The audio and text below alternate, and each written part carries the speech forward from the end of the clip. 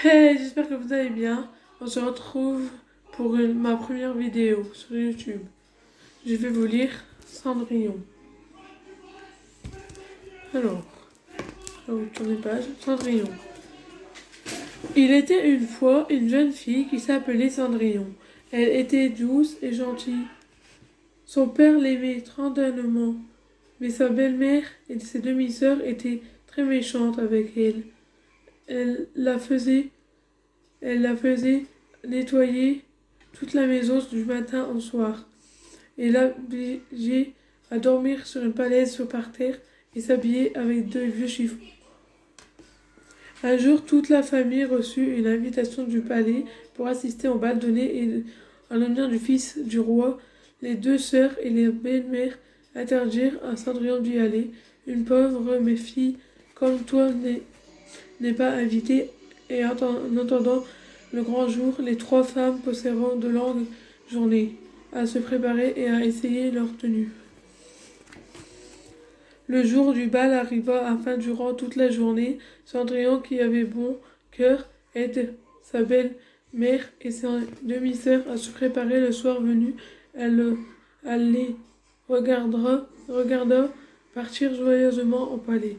Quand elle se retrouva seule dans la maison, elle se sentit soudain très triste et se mit à pleurer que j'aimerais aller à un bal, juste une fois dans ma vie, et dit-elle en sanglotant.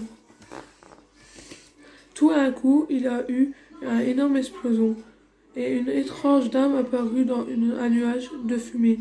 Bonjour Cendrillon, dit-elle en souriant. Je suis ta mère reine, la fée, ne sois pas triste. Toi aussi tu voudrais bien aller au bal, n'est-ce pas? Cendrillon acquiesça, et la fée saisissa sa baguette magique. Ben, ordonna-t-elle, va dans le jardin et apporte-moi une citrouille. Cendrillon y alla aussitôt sans poser de questions. Sa marraine creusa la citrouille en y laissant que l'écorce, puis il la posa sur le sol et la frappa de sa baguette magique. La citrouille fut aussitôt changée en un magnifique carrosse doré et argenté. Parfait, disait sa marraine, il nous fait maintenant des cheveux. La fée pointant sa baguette en direction d'une famille de souris qui jouaient dans le jardin, elle les transforma aussitôt en un salage de 6 magnifiques cheveux. Et il te fait aussi des serviteurs pour t'accompagner, dit-elle en métamorphosant une famille de rats en volant très également.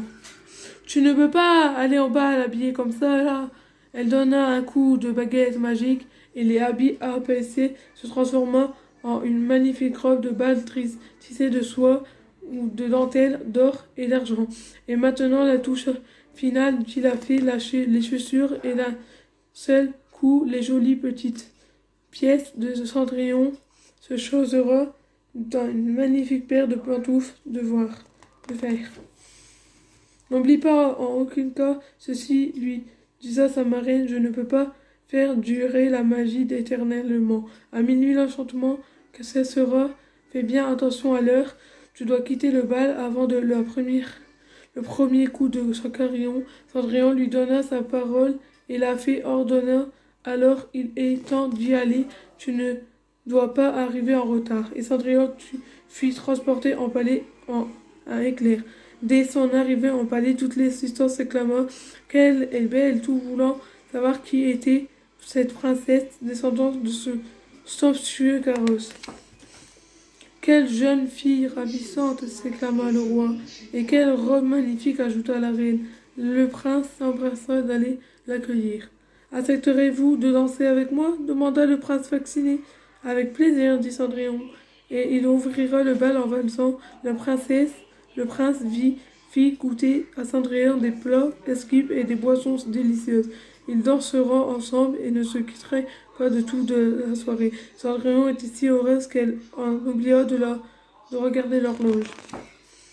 En entendant le carillon sonna le premier coup de minuit, Cendrillon se rappela ce qu'il lui avait dit la fée. Elle cria d'effroi en voyant ses vêtements redevenir des longs bleus. Elle traversa la salle de bal et les longtemps couloirs du palais aussi vite qu'elle le put, et en arrivant à l'entrée, elle dévala les marches. Lorsqu'elle franchit la porte, ses vêtements en guenilles, elle jeta un coup d'œil au carrosse qui était redevenu une citrouille, autour de laquelle couraient bruyamment des souris et des rats. Le prince la poursuivit, elle ne put l'attraper alors qu'elle était déjà loin. Il se baisa pour ramasser la touffe de verre qu'elle avait perdue en courant, et la regarda disparaître dans la nuit. Cendrillon regagna sa maison, puis pieds nus et en larmes, et attendant le retour de ses amis, ses demi-sœurs et de sa belle-mère. Les trois femmes rencontra à Cendrillon la merveilleuse soirée qu'elle avait passée. Elle raconta 1000 fois l'histoire de la magnifique inconnue qui, après avoir dansé avec le prince toute la soirée, avait soudainement disparu à minuit. Le lendemain, le roi et la reine invitèrent toutes les jeunes filles de la ville. En portant du palais, une falleur leur présenta le pantoufle de verre que la prince avait entendu. Le prince voudrait retrouver la jeune fille à qui appartient ces pantoufles, annonça-t-il. Il aime et veut l'épouser. Toutes les jeunes femmes du royaume, les unes après les autres, essayeront les pantoufles de verre, mais aucune pied ne put se glisser dans le petit soulier. Cendrillon fut la dernière à essayer la pantoufle. À la surprise de tout, le soulier lui allait parfaitement, et quel étonnant lorsqu'elle sortit de sa poche le deuxième pantoufle de verre. Je ne suis pas une vraie princesse qui porte de magnifiques robes, chuchota Cendrillon, et je n'ai pas non plus de carrosse ni de valet. Cela n'a aucune importance, répondit le prince. J'aime votre simplicité et votre bonne humeur, et si vous m'assurez que vous resterez toujours ainsi, nous serons les plus heureux au monde. Fin de l'histoire. J'espère que cette vidéo vous aura plu. Si vous aimez, un petit pouce, et si vous n'aimez pas, boum. Et likez. Bisous.